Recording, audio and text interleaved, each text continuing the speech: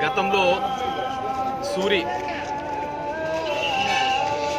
ఎలక్షన్లు అయిపోతానే వదిలిపెడతాను, నరుక్కోండి, చంపుకోండి అని స్టేట్మెంట్ ఇవ్వడం జరిగింది.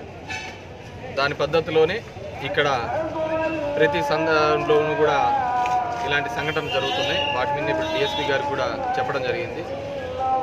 లక్ష్మీరెడ్డి అనే వ్యక్తి మీద హత్యా ప్రయత్నం జరిగింది, చంపే ప్రయత్నం చేశారు. అతను తప్పించుకొని రావడం జరిగింది. 10 మంది ప్రాణాలు కాపాడేటటువంటి అంబులెన్స్ని అంటించడం జరిగింది. నిజంగానే దానంత నీచం ఉండదు అనుకుంటున్నాను.